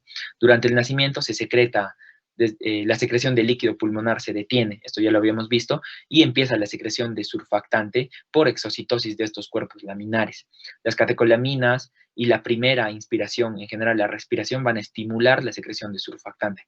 Es decir, que con cada inspiración, con cada estiramiento de los alvéolos, es un estímulo para que se secrete más surfactante, ¿no? Y esta tensión en el alvéolo se mantenga. El surfactante secretado en el nacimiento se reabsorbe, esto les había mencionado que se recicla y se reabsorbe, ¿no? En un 90% por los neumocitos tipo 2. Esta cantidad de surfactante se vuelve a utilizar, ¿no? Y la vida media del surfactante liberado es aproximadamente de 10 horas, ¿no? Datos importantes para recordar. Bueno, otro proceso, el tercero, es el inicio de la respiración como tal, ¿no? Va a haber una adaptación a la vida extrauterina que está a cargo de la respiración vigorosa y la detención de la actividad respiratoria fetal, es decir, los movimientos fetales, ¿no? Van a cesar y se va a dar una respiración, una primera inspiración importante. Los estímulos para que se dé esta primera inspiración o que inicie la respiración son varios, ¿no? Dentro de los importantes están el pinzamiento del cordón umbilical, porque inhibe la secreción de prostaglandinas sanguíneas, el estímulo táctil, térmico, los estímulos audiovisuales y propioceptivos van a estimular el centro de la respiración en el bulbo raquídeo. Bueno, también las modificaciones de la presión de oxígeno y la presión de CO2, el oxígeno en los primeros segundos está disminuido y el CO2 en los primeros segundos de vida está todavía aumentado, también es un estímulo para que se inicie la respiración. Posteriormente, cuando inicia la respiración, la presión de oxígeno aumenta y la presión de CO2 reduce, ¿no? Porque se empieza a eliminar el CO2. Y la compresión del tórax en el canal del parto también es un estímulo para el inicio de la respiración, es un estímulo mecánico. Pero el estímulo más importante, según la bibliografía que hemos revisado, es el enfriamiento, es decir, el cambio de temperatura de lo que el feto estaba en un ambiente intrauterino a una temperatura de 36.5 a 37.5 aproximadamente, hacia el ambiente, estimula esta primera inspiración, es el primer estímulo y el más importante, ¿no? La mediana de tiempo del inicio de respiración es aproximadamente de 10 segundos y la presión inspiratoria de la primera respiración es más de 20 centímetros de agua, es decir, es una presión bastante elevada, pero como les mencionaba, en este gráfico, con cada inspiración, el alveolo va quedándose con cierta cantidad de aire, ¿no? Eso se le reconoce como la capacidad residual funcional. Entonces, el pulmón cada vez, podríamos en palabras simples decir que se queda un poco más inflado, ¿no? Entonces, la presión que va a necesitar en las siguientes inspiraciones va a ser cada vez menor, ¿no? Hasta llegar aproximadamente a una presión de 5 centímetros de agua, ¿no? Y bueno, hay características de la respiración neonatal que son pues superficial, diafragmática, irregular, con una frecuencia respiratoria entre 40 y 60 respiraciones por minuto. Y bueno, se menciona que aproximadamente el 30% de los recién nacidos a término van a tener una respiración nasobucal, donde el 70% de este componente es nasal, ¿no? Y simplemente el 30% terminaría siendo bucal. Bueno, aquí está también para mencionar los estímulos que habíamos mencionado, físicos, los térmicos, táctiles, auditivos, visuales, los químicos, como el oxígeno que todavía está bajo en los primeros segundos de vida y el CO2 que está elevado todavía en los primeros segundos de vida, y los mecánicos como la expansión de la caja torácica en la primera inspiración, la eliminación del líquido pulmonar también estimula a las primeras inspiraciones. Son estímulos importantes, ¿no? Y dentro de este control de las respiraciones neonatales, este gráfico es importante porque vemos aquí, ¿no? No sé si se logra ver, hay movimientos, el primer paso son los movimientos respiratorios fetales todavía, esto es en el feto. Una vez que pasa hacia los movimientos respiratorios fetales, bueno, nace, ¿no? Y estos movimientos respiratorios fetales paran, cesan, ¿no? Y se da el nacimiento. Obviamente, uno de los pasos importante o estímulos también es el clampeo del cordón umbilical, y esto va a producir, entre comillas, como se ve ahí, un despertar, ¿no? Un despertar que también está estimulado por las catecolaminas, el aumento de las catecolaminas y otras hormonas como la vasopresina, que son por impulso aferente, el frío, la luz, los sonidos, los estímulos táctiles también estimulan este despertar, ¿no? Vemos que con el clampeo va a haber unos primeros esfuerzos respiratorios, pero recordemos que en los primeros segundos de vida la presión de CO2 todavía está elevada, la presión de oxígeno todavía está disminuida y la presión arterial todavía está elevada, ¿no? Sobre todo en la resistencia vascular pulmonar. Todos estos estímulos que hemos mencionado van a llevar a un despertar, ¿no? A un primer impulso respiratorio, podríamos decirlo, ¿no? Y bueno, esto va a llevar a una expansión pulmonar que va a estimular los mecanorreceptores vagales. Con esta primera expansión pulmonar, vemos que el CO2 que estaba elevado empieza a disminuir y el oxígeno empieza a aumentar, lo que va a estimular a una dilatación de los vasos pulmonares y la resistencia vascular pulmonar empieza a reducirse. Por ende, el flujo pulmonar empieza a aumentar, el flujo sanguíneo empieza a aumentar y, bueno, los receptores de CO2 al final, todo va a terminar en que la respiración neonatal va a empezar a ser continua, ¿no? Aquí vemos que con estos estímulos también hay un consumo o una demanda de oxígeno, lo que también va a estimular a que el neonato siga respirando, ¿no? Entonces, todo esto es un control bien organizado, bien maquinado, ¿no? Para que a partir de ciertos estímulos empiece a haber un primer esfuerzo respiratorio y después una primera inspiración que va a conllevar cambios. Dentro de los más importantes, la disminución del CO2, el aumento del oxígeno, para que la resistencia vascular pulmonar reduzca, el flujo pulmonar aumente y el intercambio gaseoso se dé con mayor facilidad. Lo mismo aquí mencionábamos, bueno, esto es más que todo para mencionar, ¿no? El surfactante, la tensión que mantiene, el oxígeno que va ingresando y la reabsorción del líquido pulmonar que se da, ¿no? Todos estos son procesos que en muchos casos son simultáneos, ¿no? No se da uno tras otro. Y bueno, por último, el control de la respiración. La inspiración y la expiración van a estimular mecanorreceptores y quimiorreceptores que van a controlar la frecuencia respiratoria y el volumen corriente o el volumen tidal. Entonces, vemos que el aumento del CO2 y el pH ácido van a estimular quimiorreceptores centrales. Esto todavía antes de la primera respiración. Lo mismo pasa con la concentración baja de oxígeno, que va a estimular quimiorreceptores periféricos en este caso, sobre todo el aórtico y el carotidio. Entonces, tanto el CO2 elevado como el oxígeno disminuido estimulan la primera respiración. Una vez que ya la respiración del neonato se establece, el oxígeno aumenta y la CO2 disminuye, ¿no? Lo mismo pasa con el volumen tidal o volumen corriente y la capacidad funcional residual. Hemos visto que aumentan poco a poco con cada inspiración, el volumen tidal y la capacidad residual funcional van aumentando, ¿no? Y van estirando el pulmón. Es lo que habíamos mencionado, que con cada respiración el pulmón queda un poco más infladito cada vez, ¿no? Entonces los mecanorreceptores se estiran, ¿no? Y estimulan también a que la respiración continúe, ¿no? Van a estimular un aumento del tiempo expiratorio y por ende un aumento de la frecuencia respiratoria también, ¿no? El neonato tiene una menor resistencia nasal al flujo aéreo, pero tiene mayor rebote elástico de la caja torácica. Es decir que entra más fácil el aire, pero sale más rápido también. Es por eso que el neonato tiene una frecuencia respiratoria mucho más elevada, ¿no? Es como si bueno, esto es un poco complicado de explicar, pero al tener menor resistencia nasal, el flujo aéreo es más rápido, o sea, entra más cantidad y más rápido el aire, y la caja torácica se comprime con más rapidez porque es más elástica, el rebote es más elástico, por ende la expiración es más rápida también, y por eso el tiempo inspiratorio y expiratorio se acortan y la frecuencia respiratoria incrementa, ¿no? Y por eso es que el neonato tiene un mayor consumo de oxígeno, porque tiene una mayor frecuencia respiratoria, ¿no? Y bueno, hay valores, ya para terminar, hay valores normales que se miden por la gasometría en el neonato, como la presión arterial de oxígeno, que, como lo mencionábamos al inicio de clases, en el feto está rondando los 58-60 milímetros de mercurio, ¿no? La saturación, perdón, 58-60, pero aquí en el neonato ya está en 98.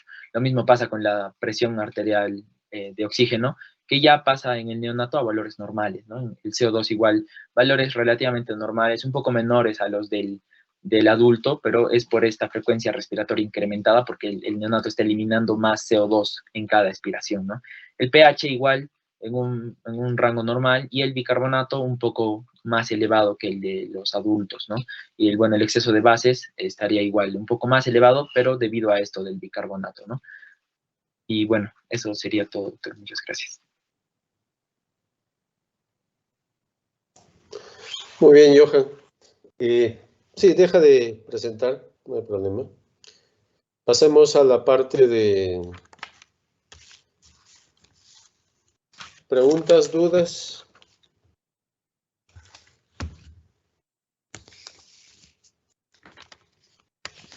A ver, señores alumnos, ¿alguna duda, alguna pregunta, algún aporte, algún comentario que tengan?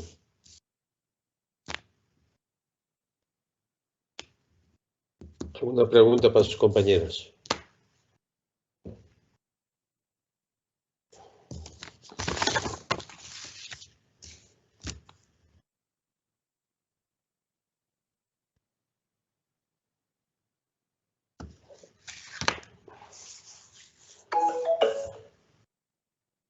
¿Nada?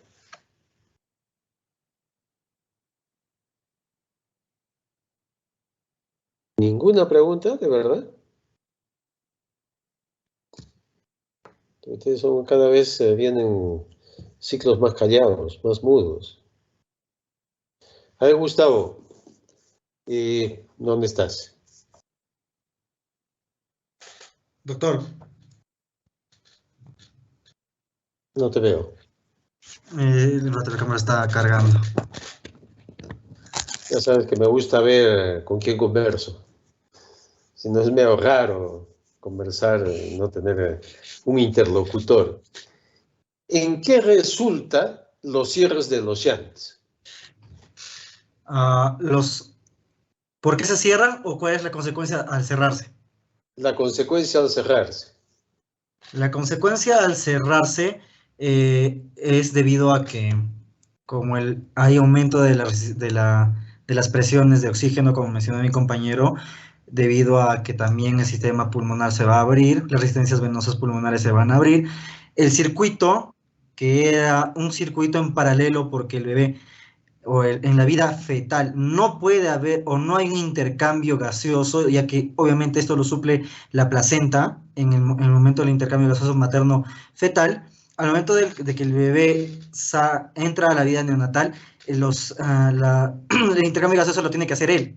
Entonces el circuito, que se basaba en un circuito paralelo dependiente de la placenta, ahora se transforma en un circuito en serie, dependiente más que todo del mismo, de la edad neonatal, o dependiente del mismo neonato, para suplir el intercambio gaseoso también que hay y la irrigación también vascular. ¿Y qué pasa si no se cierran? Si no se cierra, va a haber cruces, entonces va a haber chance, estos cortocircuitos van a hacer que la sangre desoxigenada y oxigenada se entremezclen, lo cual no va a haber una suficiente irrigación y un intercambio gaseoso va a ser inadecuado, generando en el bebé cianosis, generando a veces también el aumento de la taquicardia y la frecuencia respiratoria por falta del intercambio gaseoso. A ver, primero, el conducto venoso, que es el que comunica la vena umbilical con el sistema porta, ¿no? O con la vena cava inferior. Eso al final va a cerrarse y va a dar el ligamento redondo del hígado. ¿Se acuerdan en anatomía? Supongo que han estudiado eso. Es producto del conducto venoso, ¿no? Foramen oval, que es una comunicación que existe en el feto, que pasa directo la mayor parte de la sangre va hacia el ventrículo izquierdo, ¿sí? Y es la mayor parte de sangre oxigenada. Ya lo explicaron sobre la cantidad de oxígeno que trae la placenta, ¿no? Alrededor más o menos 80-82% después de la placenta en la vena umbilical. Y eso va bajando y va mezclándose. Al llegar ya a la vena cava inferior, ya baja, ¿no? Porque se mezcla con lo que viene de la vena cava inferior. Y después se mezcla con la vena cava superior. Pero cuando va a entrar la vena cava inferior hacia la aurícula, por incidencia, pasa bastante sangre oxigenada de frente hacia la aurícula izquierda, ¿sí? Y una parte se va mezclando con la turbulencia que viene de la vena cava superior y va hacia el ventrículo derecho. La que sale por el pulmón, parte y irriga la arteria pulmonar hacia el pulmón y parte se va a través del ductus arterioso a la aorta descendente. ¿Sí? Ese foramen oval, que es la unión de dos septum, septum primum y septum secundum, después del nacimiento va a aumentar las presiones en los lados izquierdos y esto que estaba abierto lo va a cerrar así. El septum primum sobre el septum secundum. Y va a formar una fosita, que se llama la fosita oval, ¿no? Lógicamente que eso demora, ¿no? Si bien es cierto, funcionalmente hay un cierre precoz, ¿en cuánto tiempo se cierra definitivamente el tabique, se forma el tabique auricular? Hasta los 5 años, doctor. Un año generalmente debe estar cerrado, ¿no? Al año ya se cierra. Anatómicamente, ojo. Funcionalmente sí es minutos después del nacimiento, ¿no?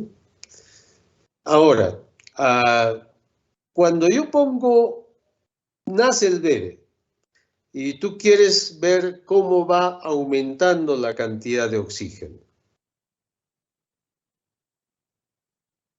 ¿Dónde mides el oxímetro? ¿Dónde pones el oxímetro? En un recién nacido. Doctor, no lo escuché bien, está medio entrecortado. ¿Me puede repetir la pregunta otra Que vez? cuando nace un bebé y tú quieres ver cómo se está adaptando cardiorrespiratoriamente, Johan también puede. Johan, conéctate a ver. con cámara también. Sí, doctor, ¿se me ve? Ok, ahora sí estamos completos. Entonces, nace un bebé y ustedes quieren ver cómo se está adaptando cardiorrespiratoriamente. Se pone un oxímetro, ¿no es cierto? ¿Sí? ¿Saben lo que es un oxímetro? Sí, sí. Todos. ¿Dónde se coloca? Doctor, se le coloca en la planta del pie, si no me equivoco. Bueno, en las extremidades inferiores en general.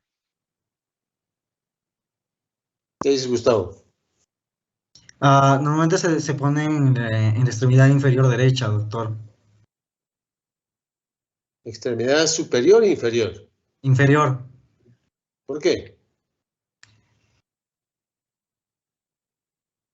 Doctor, porque la saturación de oxígeno infraductal es menor, ¿no? Entonces, para ver si la oxigenación está llegando correctamente por debajo del ductus, ¿no? Porque Entonces podrían ponerle en el brazo y en el pie, para si es que quieres ver la diferencia. para comparar. Preductal y postductal. Ajá. ¿Sí? Supraductal o infraductal también Ajá, se denomina así, o preductal o postductal. ¿Y por qué?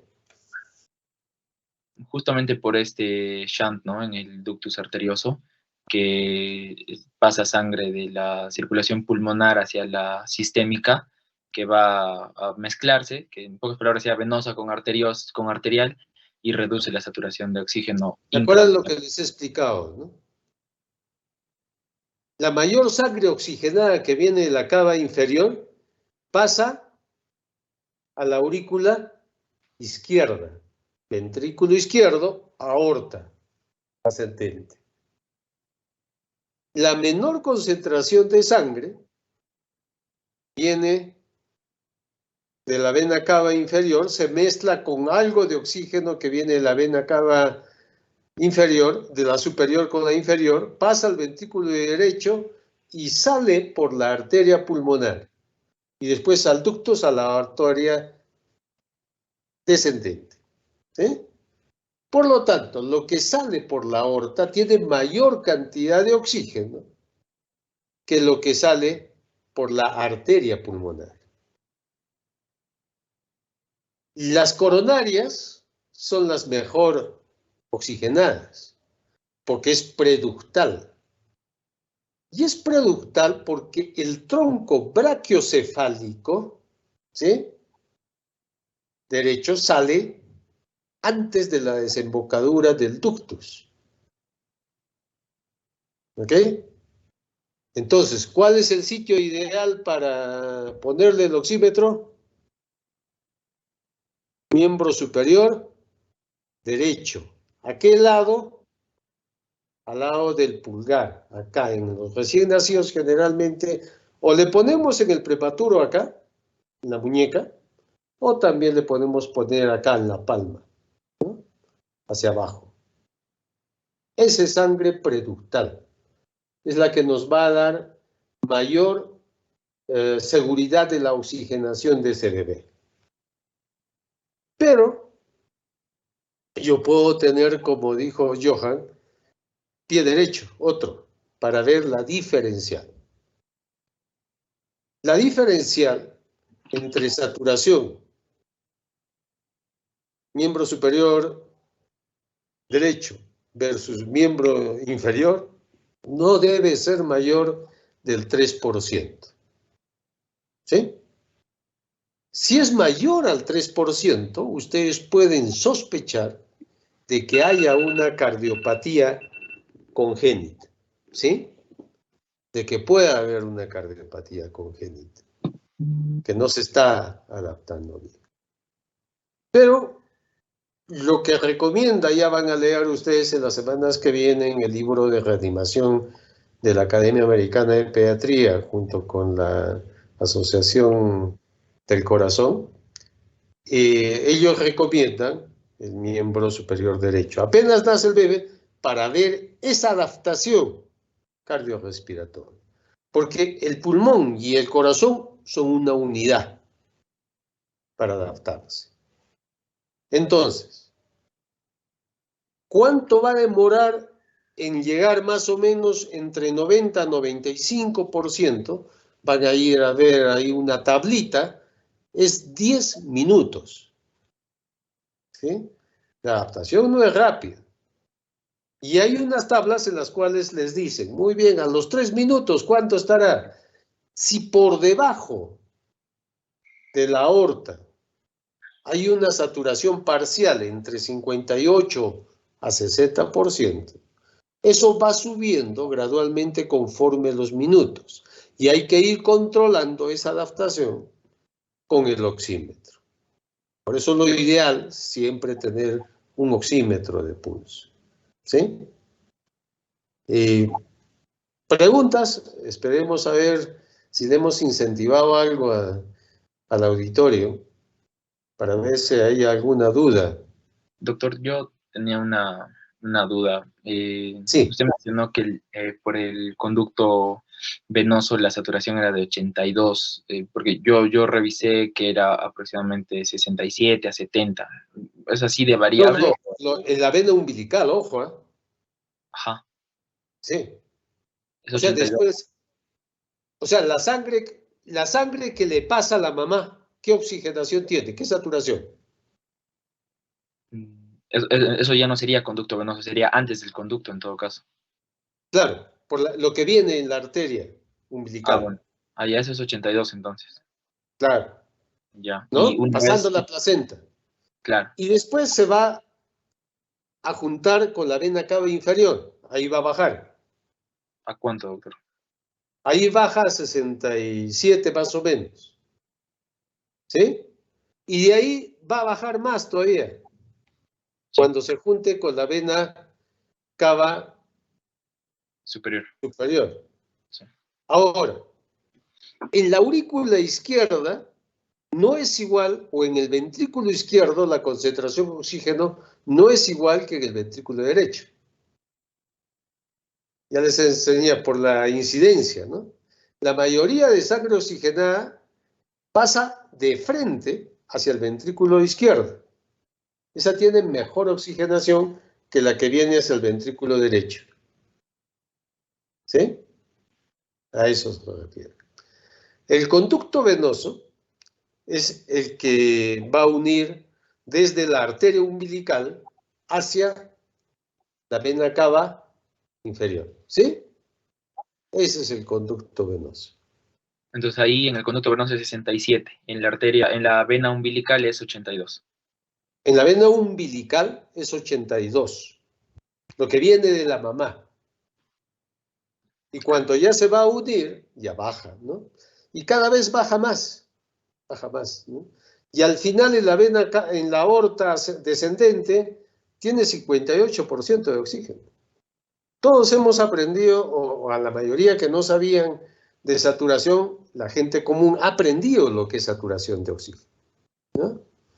La cianosis aparece cuando hay más del 5% se dice de sangre desoxigenada, ¿no? O hemoglobina desoxigenada. Pero eso les va a variar por la altura. A ver, es igual la adaptación acá en Cusco, en Arequipa, en Lima o en Ticlio, Cerro de Pasco. ¿Qué me dicen?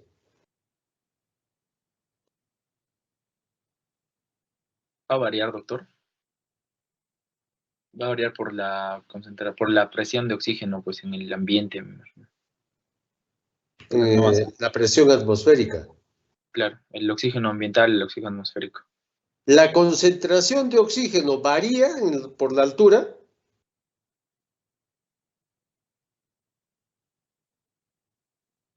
La concentración no, la presión con la que se inspira es la que varía.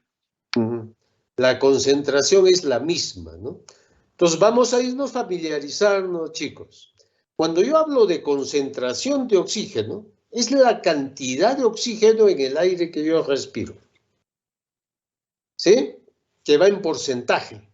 La concentración va en porcentaje. Algo paralelo, que es lo mismo, es hablar de FiO2. ¿Conocen el término, Gustavo? Frecuencia inspiratoria de oxígeno. Fracción. Fracción inspiratoria de oxígeno. Fracción inspiratoria de oxígeno. Es la fracción de una unidad. ¿Sí? Teniendo en cuenta que si yo hablo de concentración, ¿cuál es la concentración de oxígeno del aire que respiramos?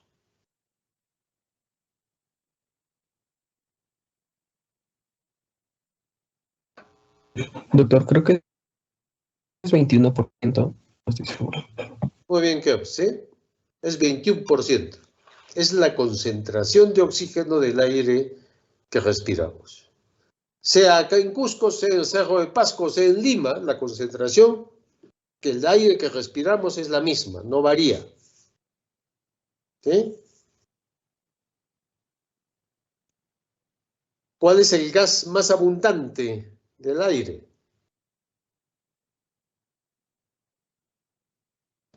Nitrógeno. No me equivoco. Sí, el nitrógeno. Nitrógeno más o menos está en el 78% de lo que... Y 1% son gases menores, ¿no? Entonces, cuando hablo de concentración, tenemos desde el 21%, que es la cantidad de oxígeno del aire que respiramos, hasta el 100% que puede llegar del oxígeno en un balón comprimido. ¿Sí? Entonces hablo de concentración. Pero es lo mismo si hablo en FiO2 o fracción inspirada de oxígeno, que va desde 0.21, ¿sí?, hasta 1. Ese es el FiO2. Les explico esto porque los mezcladores de oxígeno o blender vienen graduados de 0.21 a 1. Entonces ustedes pueden graduar la cantidad de oxígeno que le dan a ese niño de acuerdo a sus requerimientos. Y eso lo hacemos en el proceso de adaptación al nacer. Vamos controlando con el oxímetro, vamos viendo el tiempo de vida y evaluamos si va a necesitar oxígeno adicional o no. ¿Sí? ¿Preguntas, chicos? ¿Hay alguien? A ver, para un resumen, Johan. Factores que favorecen la eliminación de líquido pulmonar. Factores que favorecen La eliminación o depuración de líquido pulmonar. Bueno, hay factores desde la expulsión por la compresión durante el paso por el canal del parto, la hidratación correcta de la madre, el nacimiento del neonato a término, ¿no?, que no sea pretérmino, principalmente esos, doctor, para la correcta reabsorción del líquido pulmonar, ¿no? Ya. Permítanme marcar, me están pidiendo marca la salida, que ya son las 5.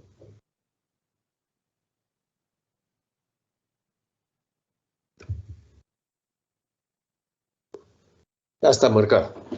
Ya, miren, ¿qué es lo que favorece? Contracciones uterinas, ¿no es cierto? ¿Sí? Una pequeña parte, casi cierto, 30 mililitros sale por la boca, favorecido por las contracciones uterinas. ¿Qué otra cosa favorece? Lo que has dicho, Johan, la bomba sodio-potasio. ATPase. Eso favorece la eliminación. ¿Qué otra cosa? Que también lo has dicho, catecolaminas, que va aumentando al final del embarazo, ¿no? Y va frenando la producción de líquido pulmonar. Entonces son los 3 factores que favorecen la depuración del líquido pulmonar. Contracciones uterinas, catecolaminas y la bomba sodio-potasio ATPase. 3. Doctor, ¿y los glucocorticoides qué participación tendrían en este caso? Los glucocorticoides tienen su acción, pero básicamente son para la prematuridad, ¿no es cierto? También tienen acción. También son, activan o maduran a nivel cerebral. O sea, tienen otros beneficios, pero no es su principal. O sea, yo no le voy a dar corticoide a un niño para favorecer la depuración del líquido pulmonar. ¿Me entiendes? O sea, sí, favorece también la depuración o el hecho de que va a aumentar la cantidad indirectamente de catecolaminas porque te va a aumentar la noradrenalina, ¿no es cierto? Eso hacen los corticoides. Indirectamente te pueden favorecer. ¿Cuáles son las vías de eliminación? También la tienen clara, ¿no es cierto? ¿Cuáles son las 3 vías de eliminación?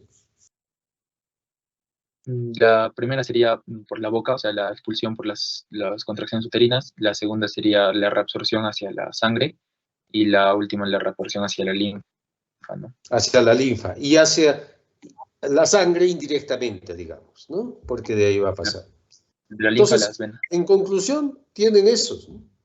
Entonces, hay niños que puede que no pasen por estos procesos adecuadamente. Por ejemplo, un prematuro no lo va a hacer bien, ¿no? Porque la cantidad de repente de catecolaminas no va a ser la adecuada, no va a frenar. O no va a haber el proceso de reabsorción adecuada también hacia el intersticio, ¿no? Va a tener un proceso de adaptación prolongado. Y eso se llama proceso de adaptación prolongado. ¿Ok? Eso no es prematuro. Igual es un asfixiado. Uno que nazca deprimido, por cualquier motivo de asfixia perinatal que haya tenido, no va a pasar por un proceso de adaptación normal, ¿no? Va a también tener retardo en la depuración o eliminación del líquido pulmonar. A los nacidos por cesárea, el clásico es la taquipnea transitoria recién nacido. ¿Qué es la taquipnea transitoria? No es más que la alteración en el paso de líquido intersticial hacia la circulación. Hay un edema peribronquiolar que hace que el aire entre y no salga bien. Entonces el niño cada vez está más insuflado. Es la característica de la taquipnea. Y hace respiraciones superficiales que pueden llegar a 100 respiraciones por minuto. La mala adaptación al momento del nacimiento. Entonces, es importante reconocer cuáles son nuestros riesgos, qué es lo que puede tener, reconocer cómo es una adaptación normal cardiorrespiratoria para poder intervenir, ¿no? En los niños, por eso en los niños asfixiados, ¿cómo están sus vasos pulmonares? Gustavo. Más dilatados, doctor. ¿Sí? Los vasos pulmonares, los que están alrededor de los No, alvéolos. los vasos pulmonares están más con más resistencia vascular pulmonar, doctor, porque son O sea, están a menor edad gestacional, contraídos. hay más predisposición a las prostaglandinas que al oxígeno, que es el vasoconstrictor. Yeah. Si nace, cuando ustedes tengan un niño que nace y no respira, imagínense lo que está ocurriendo adentro. La idea es eso, conocer la fisiología para poder entender qué es lo que voy a hacer. Los vasos pulmonares en un asfixiado y en un feto están así. Cuando nace el niño, ¿qué entra al alvéolo? Oxígeno. ¿Cuál es la acción del oxígeno? Dilatar. Dilata. Al dilatar los vasos pulmonares, disminuye la resistencia vascular de los dos pulmones. Entonces, el oxígeno que estaba yendo de la arteria pulmonar hacia la aorta por el ductus, al bajar la resistencia vascular pulmonar, se va la sangre hacia los costados y se cierra este ducto que está adelante. ¿Sí? Pero si ese niño nace asfixiado y yo no hago nada, los vasos pulmonares siguen contraídos, por lo tanto hay mayor resistencia vascular pulmonar y la sangre hacia dónde tiene que seguir yendo, hacia los ductos. Por lo tanto, hay una persistencia postnatal de la circulación fetal. Entonces, ¿qué tengo que hacer? Agarro mi ambú y comienzo a meterle presión al alveolo. ¿Sí? Le meto el oxígeno. Para un niño a término no necesito oxígeno, solamente el oxígeno del aire. O sea, mi cantidad de oxígeno va a ser 21% en un niño a término, de inicio. Si no responde, le voy aumentando el oxígeno. Pero de inicio se empieza con 21%. Un prematuro vamos a empezar con hasta 30% de oxígeno. El oxígeno no es la panacea. Puede también tener su intoxicación por oxígeno, ¿no? Como cualquier medicamento, si no lo gradúo. Entonces, al entrar el oxígeno al alveolo, ¿qué va a hacer los vasos pulmonares? Se va a abrir. Y todos los otros procesos de adaptación que ustedes nos han explicado van a ocurrir a la circulación postnatal. ¿Sí? Quiero que me lo revisen bien, escúchenles, chicos, yo les voy a colgar nuevamente esto en el aula virtual para que ustedes lo puedan ver. Me avisan si no pueden acceder. ¿Preguntas? Doctor, disculpe, una última pregunta. Sí. No sé, yo revisé que en la segunda etapa de la reabsorción se mencionaba que se podía utilizar presión positiva continua, ese es el CPAP, ¿y en qué casos se utilizaría? Ya. Son dos cosas. Uno es ventilación a presión positiva y otro es CPAP. ¿Sí? ¿Qué es CPAP? Presión continua en las vías aéreas. Presión continua en las vías aéreas. Quiere decir, es como que yo agarro la boca del bebé y hay una presión constante, así. Le está soplando constante. Pero cuando yo hago ventilación a presión positiva, es intermitente. Aprieto, expira. Aprieto, expira. Es diferente, son dos cosas diferentes. A un niño que no respira, que nace y no respira, tú no me puedes poner CPAP. ¿Cierto? A un niño que no respira, tú no me puedes poner CPAP. ¿Para quiénes está indicado el CPAP? Para esos niños que están respirando, pero que tienen dificultad respiratoria o que tienen trabajo respiratorio, tiraje intercostal, retracciones, ¿sí? Aleteo nasal, quejido. O sea, pero está respirando. Tú lo que quieres es ayudarle con más presión. ¿Sí? Entonces son dos cosas completamente diferentes.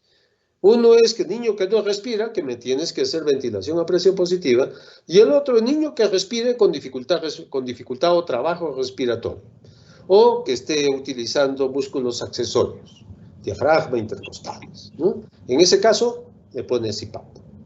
¿Sí? Entonces, en el que no respira, únicamente la ventilación con el ambú a presión positiva. Ventilación, presión positiva, lo más antes que ustedes puedan. ¿Sí? Listo. ¿Alguna otra pregunta? Auditorio. Señores mudos. Estos señores mudos, ¿qué hago? ¿Qué hago? Está bien, jalarles doctor. la lengua.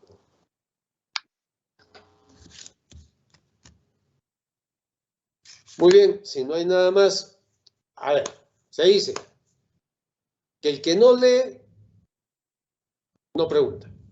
¿No es cierto? Y lo tengo claro eso. El día martes hago anamnesis perinatal, que es previo al examen físico que me van a hacer el día jueves. Así que me van a leer las dos cosas. Muy bien, chicos. Eso es todo. Si no hay ninguna otra cosa. Una pregunta, Alessandra. Doctor, diga. He visto que Valeria Yabar yo no la tenía en lista.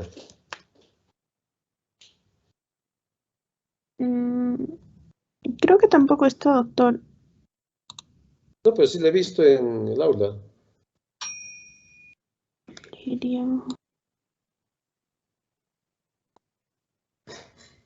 Es Valeria Torre Vila, creo, doctor. Creo que es la única Valeria que... no, hay dos. Valeria Salomé Yabar Venegas. Está en el aula. A ver si nos puede explicar.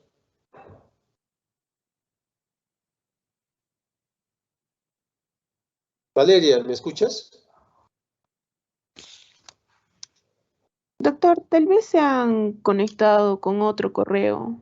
Antes también había el nombre de una compañera, bueno, su apellido, pero estaba con otro nombre. O sea, ya sea, no sé si de su hermano o de su papá. Entonces, tal vez ha pasado solo eso. No, pero Valeria tiene el correo de la universidad. ¿No está? En tal caso, no me percaté, doctor. Porque he buscado nombre por nombre de la lista también para considerar la No, asistencia. pero actualmente sigue ahí. Valeria Salomé Yabar.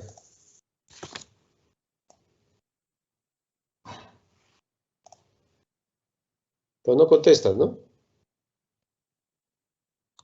No, doctor.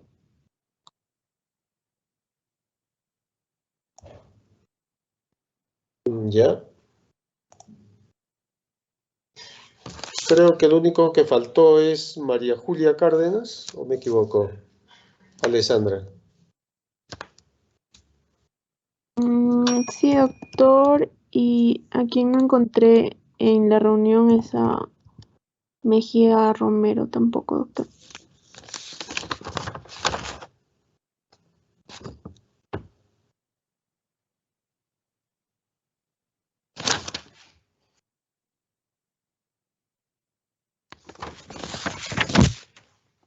Muy bien. Con el jueves me mandas la asistencia, Alessandra, de todas estas 2 semanas para Está poner bien, en el doctor. sistema.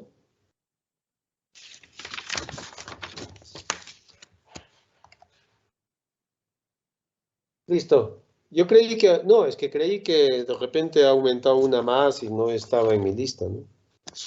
Por eso me llamó la atención que había alguien más.